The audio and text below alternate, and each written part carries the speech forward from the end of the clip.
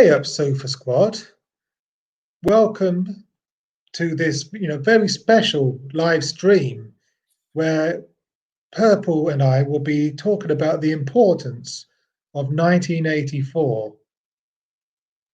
So good evening, Purple. How are you? Doing okay.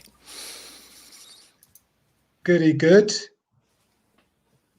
So when was the last time you read 1984? Honestly, I haven't read it since I was in high school. Okay, So that fair would have enough. been the early 80s, Ah, okay. while it was still in the future. Yes, yes, exactly. I read it for the first time when I was in high school, and then I read it again while I was at college, and I I read it again recently, obviously, in preparation for tonight. And I'm just going to start with a few quotes from the book, some of which people may be familiar with, and others, well, let's see. Who controls the past controls the future. Who controls the present controls the past. The best books are those that tell you what you already know.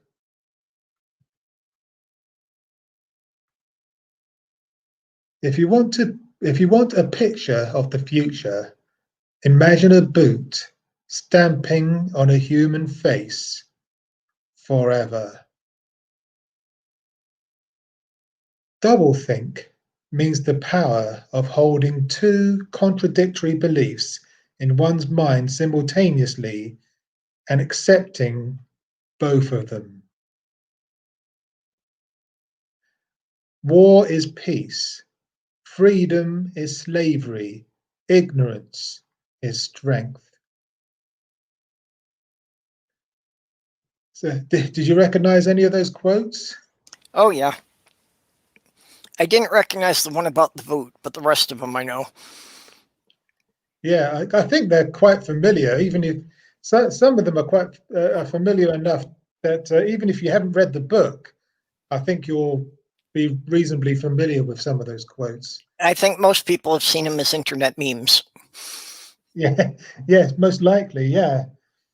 So I'm just going to give a brief synopsis of the books, of the book, I should say. Um, so the 1984 was written by George Orwell. He wrote it in 1948, and he literally just switched the last two numbers around, to choose the year to set it in. And it was when George Orwell wrote it, of course, it was shortly after the end of the Second World War, and Britain was still rebuilding. It was still, suffering the results of war, and especially London was still very bombed out and still very desolate. And George Orwell described what he saw around him, and you know placed that desolation um, into the future, into his vision of his dystopian future. And basically the future that he saw happening was these power blocks emerging, um, because you had the United States, you had the USSR beginning, Soviet Russia beginning to emerge, and the United Kingdom, of course, and China was beginning to emerge as a power block at that time, and so 1984 is a warning of what could happen in the future, and it's set in Oceania, specifically England, which has been renamed Airstrip 1, and even more specifically, zooming in even closer, London. That's where most of the action takes place, and Yeah. it's a future where Big Brother is always watching. Big Brother is it's I think he left George Orwell left it deliberately unclear as to whether or not Big Brother was a real person, or was he just a concept. But in either case, he was the embodiment of the party, the all powerful, omnipotent, omnipresent, all knowing party who was watching its citizens all the time. Yeah, I And had taken it that, Big Brother was like Uncle Sam, that it was trying to give a human face to the government. yeah, exactly. And there are telescreens and microphones everywhere. And it was quite scary for people reading at the time, because the television was new technology at the time. So the idea of there being a television in every home and the government watching you through the television screen, was quite a horrific idea for a concept for them to get their heads around. It was quite scary. And in this dystopian future, children are taught to spy on their parents. They're brainwashed from right from birth almost. That the Big Brother is God basically, and they're brainwashed from an early age to work for the thought police. Yeah, we got Brain Bug in the side chat. Hello, brain bug. But yeah, the idea of the children spying on their parents, most people are aware that the Hitler Youth was used for that. Yeah, exactly. What a lot of people aren't aware of is that's also something that the Boy Scouts of America promoted during World War II. Really? That's something I didn't know. Yeah, that if they thought their parents were doing anything that was unpatriotic. Okay. That's interesting, isn't it? Yeah.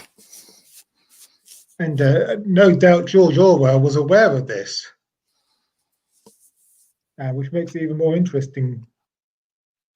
Actually, the Boy Scouts of America were really quite a lot modeled after the Hitler Youth. I bet, yeah.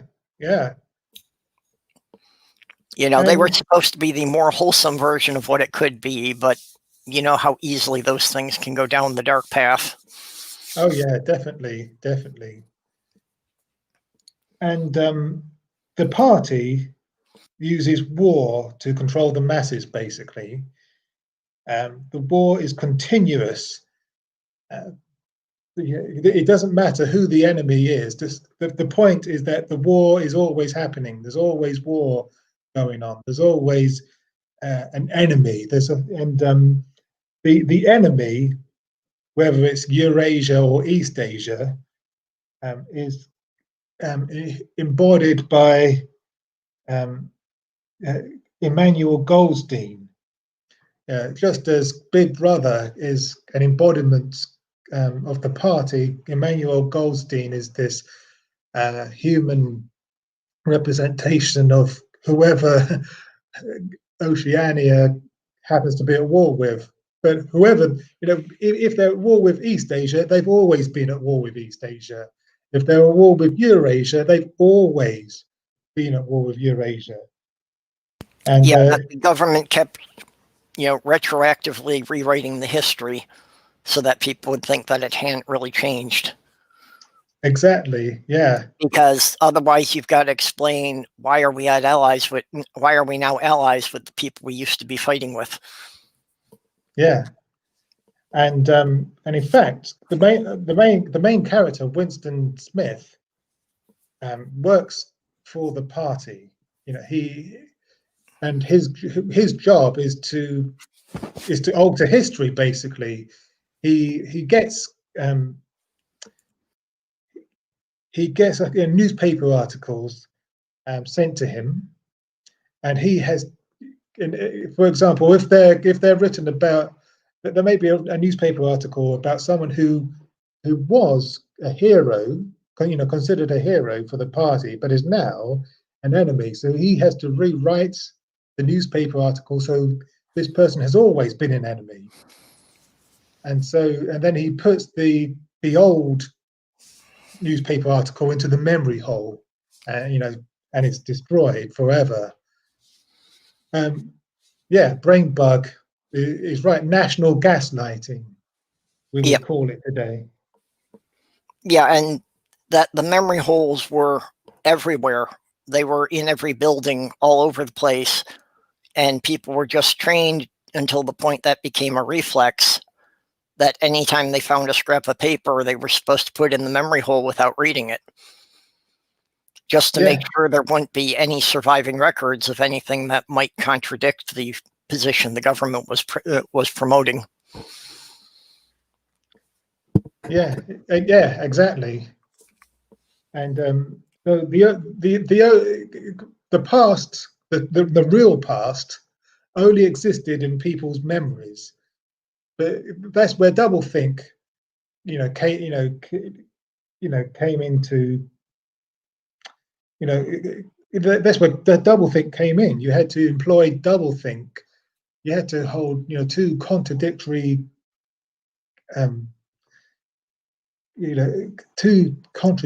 statements, and believe them both to be true in some cases. And you had to train your mind to forget, forget, or the real history, as it were, and to treat those as false memories, and toe the party line instead. Yeah, we see a lot of that going on now. Yeah, it's the only way people can deal with the idea that Trump was selected by God, but he's broken all 10 of the commandments. Yeah. Yes. Yeah. Exactly. We would call that cognitive dissonance these days. I suppose. And Winston Smith, he hated Big Brother, and rebels against the party. With small acts of defiance, like keeping a diary, for example. And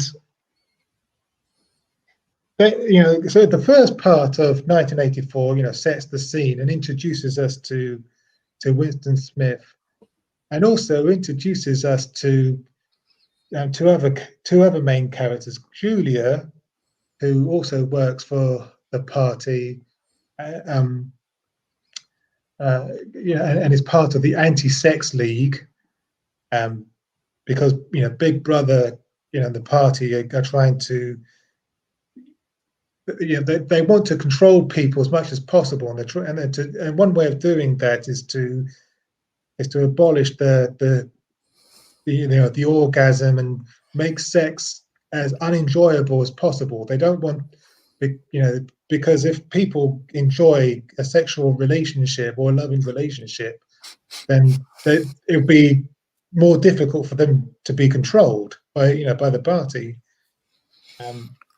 Well, and they were trying to discourage people from having any close personal relationships because it would make them reliant on the party for everything. Yes, exactly. And at first, and I'm getting ahead of myself. And another main character is O'Brien, and there's one point where Winston makes eye contact with O'Brien, and he thinks he sees a glimmer of intelligence there, And although he doesn't have any real evidence, he thinks that O'Brien is on his side and is probably involved in some kind of rebellion against the party, and isn't he believes that O'Brien is an ally, and one day they'll be working together somehow, although he has no real evidence for this. And he the main thing he does to begin with is keep a diary where he writes about his thoughts and his feelings, and he knows he resigns himself to the fact that by just the act of keeping a diary, he's dead. He's a dead man walking, basically. Being caught by the thought police is inevitable. That's the first part. The second part, the main characters are given more depth. There's more character progression. And Winston Smith and meet each other and fall in love. She trips over one day and hurriedly hands him a note that says, "I love you." And so they contrive to meet each other in secret, and they start a love affair, which is illegal, basically. And yeah, they have to meet at this cabin way out in the wilderness, outside of the government surveillance sphere. Yeah, and eventually they find a room that they can rent, away from, on the kind of on the outskirts, where the proles live. You see, the proles are they're the working class, basically. They're the working classes, and the party don't really pay them any attention. And so they think that they're safe, amongst the proles. So they manage to rent a room above a junk shop, and where they think that they're safe from the eyes of the party, from the eyes of Big Brother. And eventually O'Brien reveals himself to Winston as a member of the resistance, and he gives them he contrives to pass this the book to him, which has supposedly been written by Emmanuel Goldstein, that outlines what the aims of the party, why how the party is coming to power, how it maintains control, why it does what it does, and how it does what it does. But Winston, he knows how the party maintains control, but what bugs him throughout the book is why. He doesn't understand why. And then, of course, the third part of the book is Winston gets arrested by the thought police and taken to the terrifying Ministry of Love, in which he's questioned, he's interrogated, he's tortured, and eventually it turns out that O'Brien has been watching him all along. Sorry, I should have said spoiler alert, but it turns out that O'Brien is the one who's been watching him all along. He is the one who interrogates him.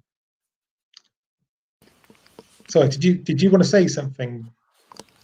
No, I think you had it there, and I don't think you need a spoiler alert for a book that's more than 50 years old. That's true. And if people haven't gotten around to reading it yet, they're never going to. That's a fair comment. And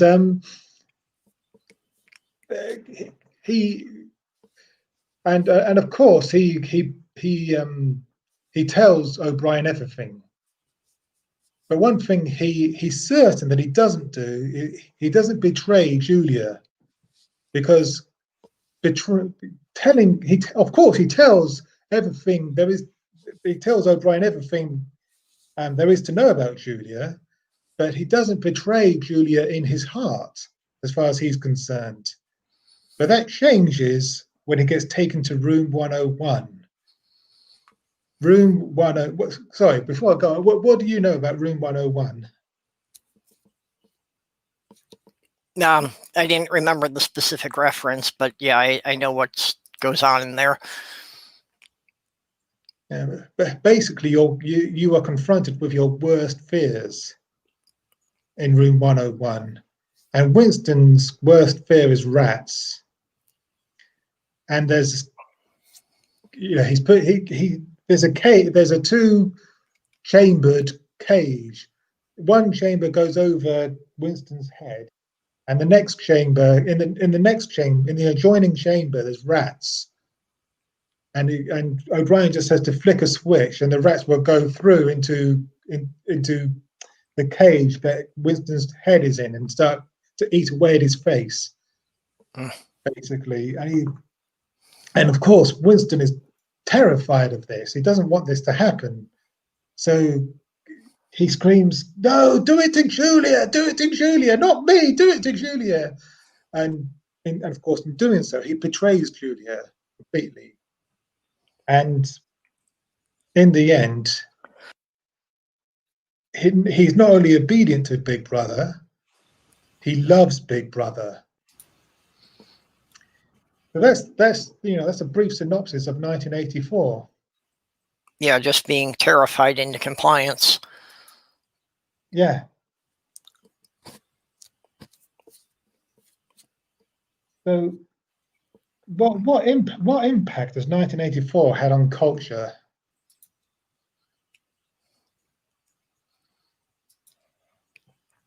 Oh, hi, Ricardo, by the way. Yeah. You could go several ways on that. I mean, I think for a long time it was having a positive impact because it was making people pay attention to what the government was doing. But I think it could now also have had a negative impact because I think it has done something in the current generation of helping people believe some of the most absurd conspiracy theories. Yeah. And like you were saying, in 1948, when it came out that, the video screen idea scared people because most people didn't understand how TVs worked. Yeah. So most people did not understand that the TV was a one-way device. They thought that the government could actually do that then.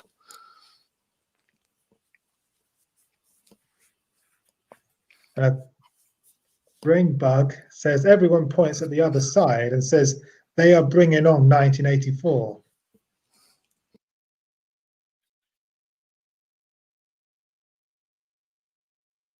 Yeah, that's popular political rhetoric. Yeah. And if someone gets suspended from Twitter, they for racist rhetoric or whatever, or what have you, they'll say, "Oh, this is so Orwellian. This is so 1984." But is it really?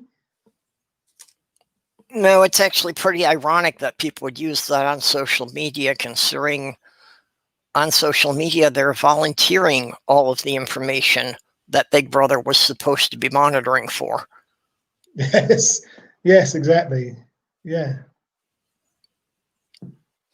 And you could say that in some respects, what George Orwell predicted in his book, some of it has come to pass, with data being freely given, as you say, through technology, through social media, through our phones. Well, I think the big difference is that instead of the government forcing on people with the technology and the promises of like free cell phones and things, corporations have seduced people into it. Yeah. But because I mean the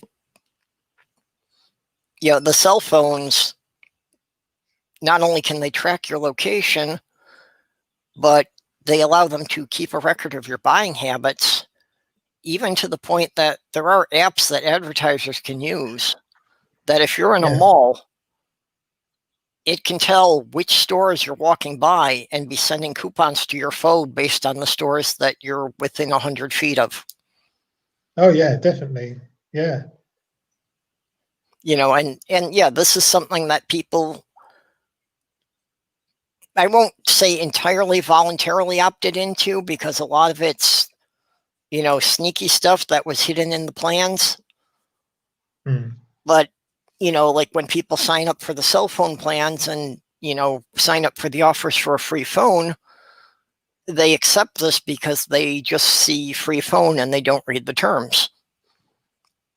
So they don't realize that they're, giving some company permission to track everything they buy and to report that to any company that wants to pay them for it. Yeah.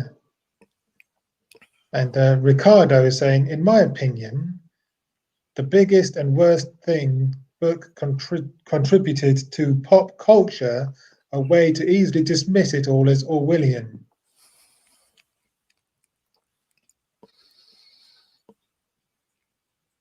Yeah, well, it gave them a buzzword to throw it all under. Yeah. And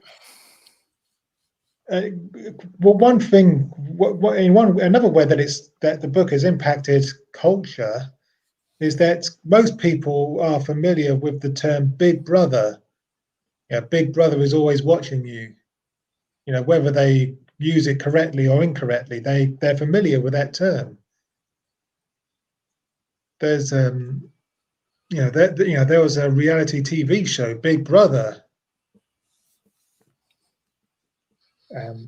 Yeah, well, and that was, I mean, they used that title, they thought at the time, ironically, because the whole idea of the Big Brother TV show was that there would be cameras constantly watching everything everyone did. Yeah. And I don't know if you, I don't know if you had this in the States or if you've seen it on cable or whatever, but there was a show called Room 101, where there was a panel of celebrities who took it in turns to nominate things that they hated to go into Room 101, and if they could present to the host a good enough case, their pet peeves would go into Room 101.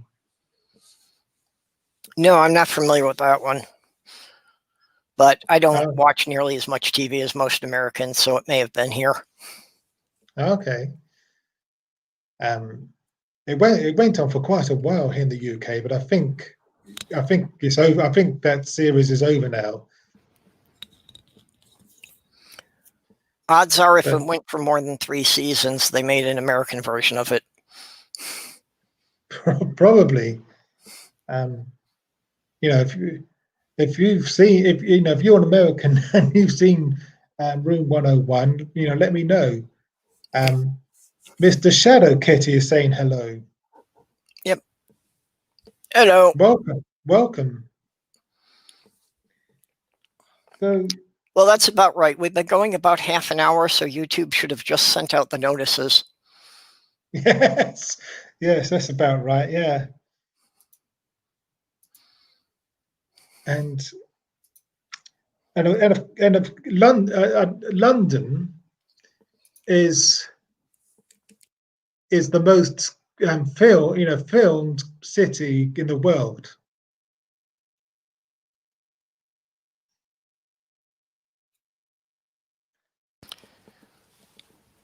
Well, what is the state as far as the surveillance there? as far as cameras on the public streets and that? I so well, certainly in big cities like London and Leeds, where I live, and Sheffield, Birmingham, Manchester, Greater Manchester, and other cities, and towns as well, towns and villages too. Now, you can't go anywhere without seeing a CCTV camera.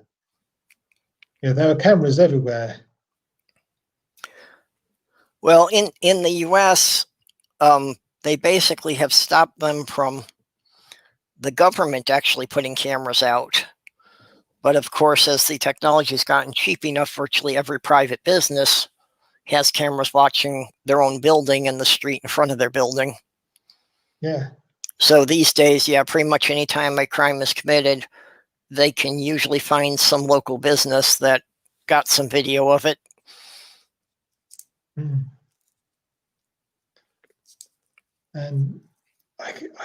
there was talk of there being a DNA database here in the UK, but I'm not sure if that's been brought in or not. I think it's got rolled out for repeat offenders, but certainly not for for everyone. But is there anything like that in the States? Not in any official capacity, but I think we're going to get that the same way we got cell phones. I don't think that they're going to let the government actually launch it, but I've got a feeling that it's pretty much just a matter of time until they find some legal loophole that the government can go to these places like 23andMe and use their database. And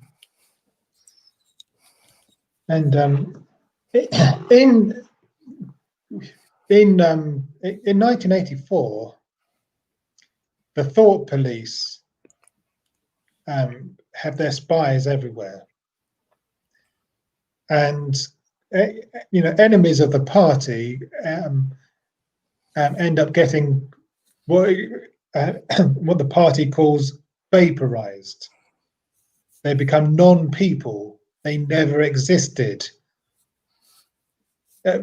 Is that something you can see happening in the States, or in the United Kingdom, or Europe, in the first world?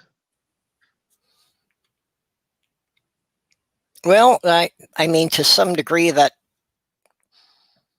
it kind of happens here, because if somebody's a convicted felon, it makes it pretty much impossible for them to function in normal society, just to do basic things like get a job or rent an apartment. Because if they have to check that little box that said that they were convicted of a felony, they'll be turned down virtually everywhere. So usually the only way they can function is by lying about that and hoping nobody finds out. Yeah. But they still exist. Yeah.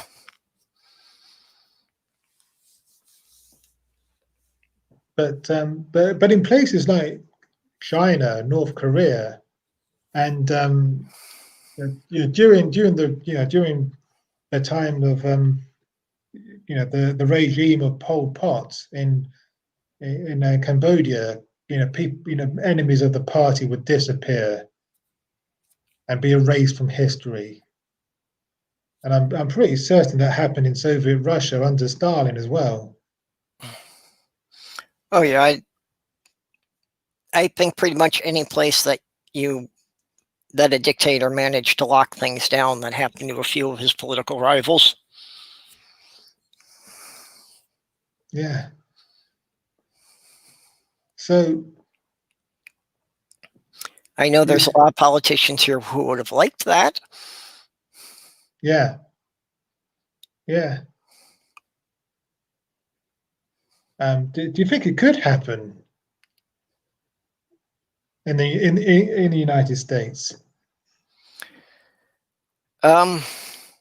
Before the Trump era, there's a lot of things I would have said couldn't. But yeah, just the last couple of years, I've just been constantly astonished about some of the shit that's gone down, that the government and the courts have said, well, it's technically not illegal, and just let it go. Mm. Ricardo is saying maybe in the US, best comparison would be the indigenous people. Well, that's true. But I think a lot of that's more that, you know, they were considered to have not really existed in the first place. Yeah.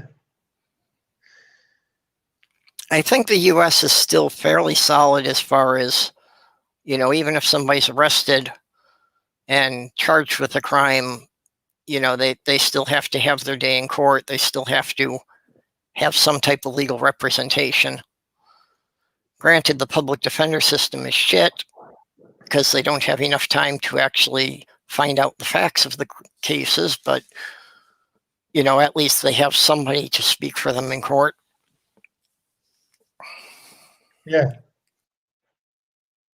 But what I don't think George Orwell could have foreseen, you know, back in 1948 was the event, you know, the rise of, you know, social media, of you know of sites like Facebook, Twitter, YouTube. Yeah. And so, I mean, because at the moment, if Kate, I'll give you a case in point here in the UK. We were talking, the last on the sofa about tampon tax, where the government were trying to say that they've always been for, they've always been, they've always wanted to abolish the tampon tax. They've always been against tampon tax. But there's evidence from previous tweets and also from their voting, their voting record is on is a matter of public, it's in the pub, it's a matter of public display. You can easily find out their voting records, and you can see into previous interviews on YouTube, and so the average Joe blogs like you and me can call them out and say, well, actually, you voted against abolishing the tampon tax just a couple of years ago. Yeah, well, and that's part of what's making things now with the impeachment vote much more difficult for the American representatives in Congress. Because, yeah, most of the time they've been able to just vote on things and carry on, and nobody really knew how the individual members voted. Now with the internet, hours after the vote, there's going to be a list put all across social media of, did your representative vote for or against this? Yeah. And I think, as far as making people disappear, a good example of that going on right now, are you familiar with the thing that's happening with Zara Kay? No, I'm not actually. Oh, she's an ex-Muslim who became an Australian citizen. Yeah. But her former country in Tanzania, they were charging her with crimes. She went back there to fight the charges. So they have been holding her. And yeah, basically, they've got a lot of trumped up charges about what amounts to she's guilty of using someone else's cell phone. But, what they're really trying to get her for is that She was speaking out against the president of the country on social media. Okay. So this is somebody that, yeah, I'm sure that the president would have rather they just brought her in and made her quietly disappear and no one knew about it. But the internet has made that impossible because she has a following on YouTube and Twitter. Yeah.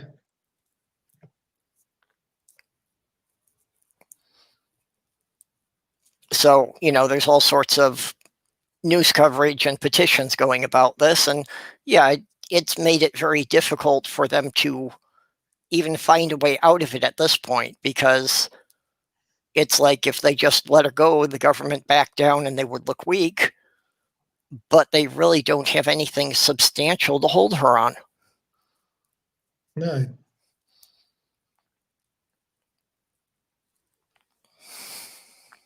But So yeah, the public eye, the public watchdog, is really one of the things that is keeping people safe, just because the government can't do things quietly anymore. well, yeah, this is it. Yeah, exactly. But on the flip side of the coin, it's being argued that these big companies like Twitter and Facebook, Google, and Amazon have got too much power. Because they've you could be argued that they've effectively silenced Donald Trump, and they've even got effectively taken Parler off of the internet as well. So have these people got more power than the president now? Well, as far as the arguments that they've silenced Donald Trump or they've silenced members of Congress, that's utter bullshit. Because Okay. Donald Trump can call a press conference at any time. Yeah. And there will be a dozen TV stations showing up with cameras to record whatever he says within 10 minutes. Of course, yeah. So that's not very well silenced. Yeah, exactly. Yeah. Yeah, I was just playing devil's advocate with that one, I think. Yeah. I think there is a problem with the social media being owned by a few big companies, mostly because there is nothing to hold them to enforcing their rules consistently. Yeah. We've seen that time and time again, that the rules for accounts that have a following of several million people are different from the accounts that only have a following of a couple hundred. Yeah. Yeah. Exactly. Because they're concerned about the advertising revenues. So if you're bringing enough people to their site, they're really not going to enforce the rules against you. And the result of that is we get people like Alex Jones. Yeah. And so you get these people just spewing off these bizarre conspiracies, but because those get a lot of views, even when the companies know that this could be this could be potentially dangerous to people, they just let them go. So, it all becomes that the only thing they're holding to are the major corporations that spend a lot of ad money. yeah. Yeah. This is it, isn't it? So, yeah, we wind up with an effective oligarchy that, because also more and more the big corporations keep buying out the smaller ones.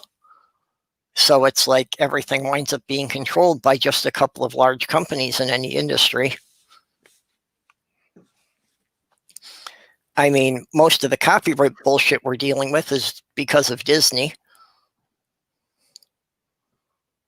Yeah. Yeah, exactly. Yeah. And that's why, why YouTube winds up suspending small channels, for bullshit copyright infringement things because they play a half a minute of music. Yes. Yeah. It's not like these small channels are even making any money off of it. They just happen to use a bit of somebody's music. Yeah. Yeah, this is true.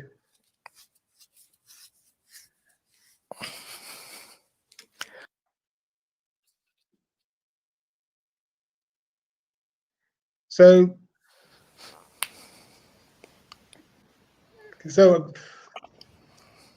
what are we? What are our conclusions? What have we learned from? What do we learn from 1984? Is it already beginning to happen, or is it something that could happen in the future, or is the rise of social media preventing that from happening? Well, parts of it have definitely happened. And like I said, I think the real risk is not what the government is doing, but what people are surrendering to companies, mostly just because people like convenience. Yeah. So it's like while they're, rallying and getting upset about the government taking away their rights, and especially the right to privacy is one of the big ones they go on about, but they don't realize that at the same time that, that the privacy that they're so hung up about, they have completely given up by posting their entire life on Facebook. Yes. So who's monitoring our privacy the most? Is it our governments, or social media giants? Well, the social media giants are holding the database, but the government, for the government, it's a convenient way for them to not have to do it. Like this whole thing with the riot at the US Capitol, that part of how they're finding a lot of these people from the newsreel footage is the FBI is running facial recognition software between the newsreel footage and Facebook. So they're finding people's channels on Facebook that way. And that's how they're finding out the address of where these people live and going to arrest them. Yeah. So the government doesn't have to keep the database. It's out there in the public. Yeah.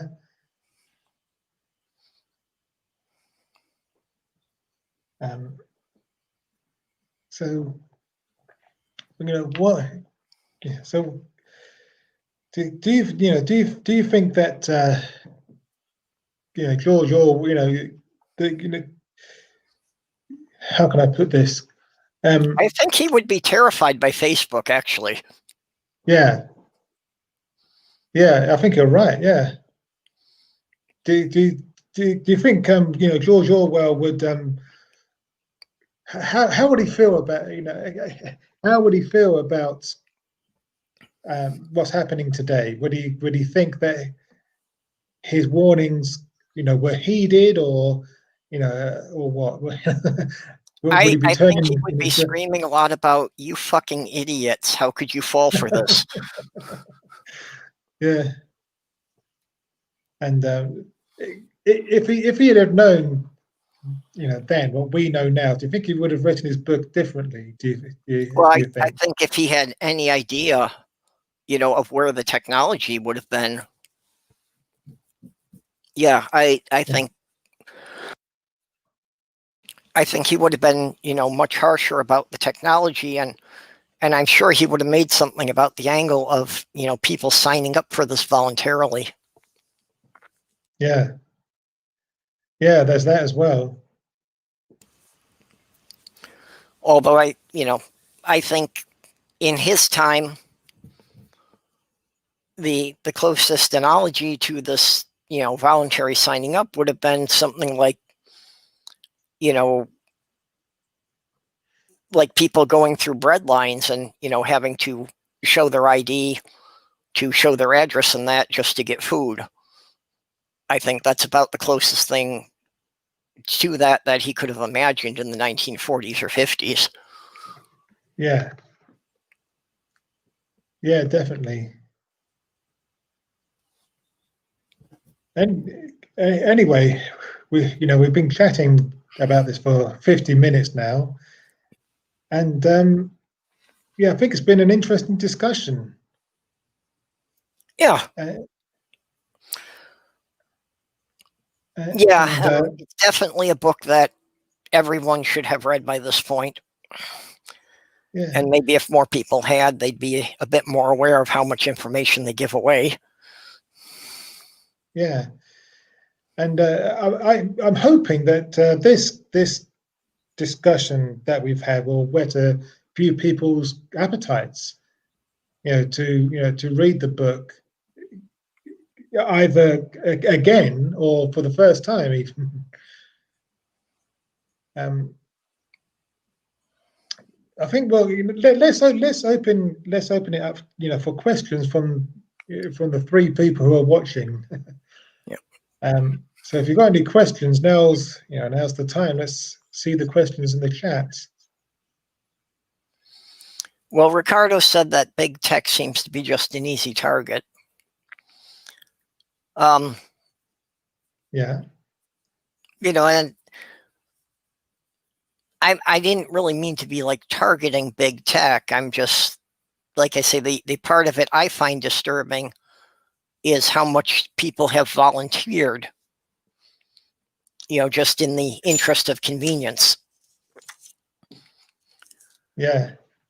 Like every time I get a new cell phone, my biggest issue is, how do I disable most of the junk they put on it? Yeah, exactly.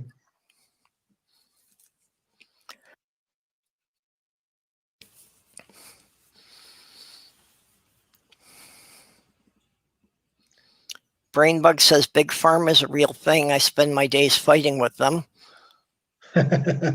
Yes, I saw that. Yeah, here we go. Yeah.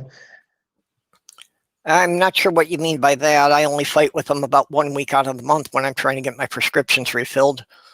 Yes. That never goes routine. Yeah.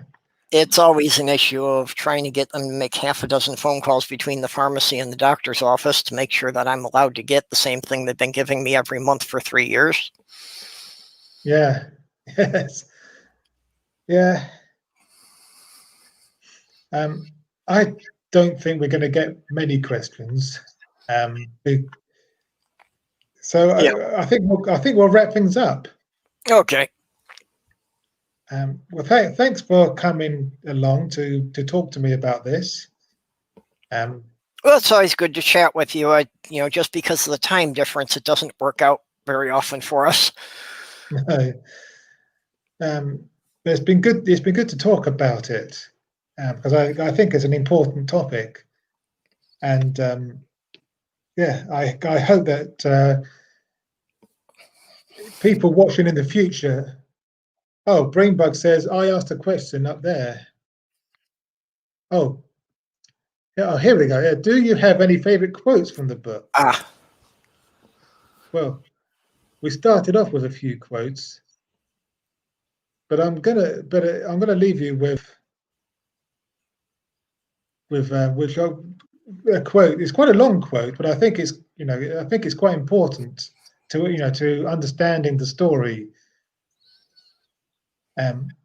It says this: "Now I will tell you the answer to my question. It is this: the party seeks power entirely for its own sake. We are not interested in the good of others. We are interested solely in power, pure power. What pure power means, you will understand presently. We are different from the oligarchies of the past in that we know what we are doing.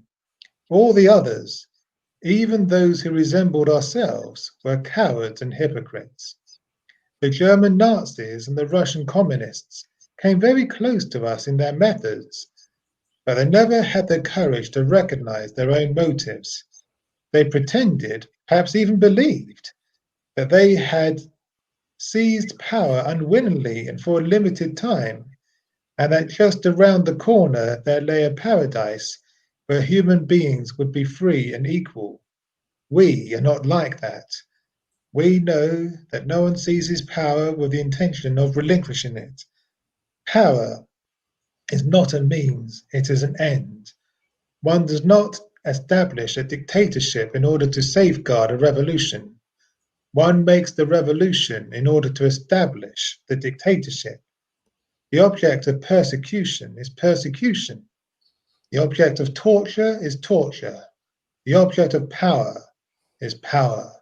Now you understand me.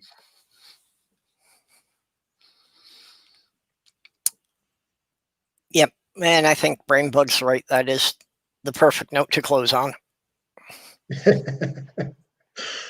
Yes, he will make an excellent closer.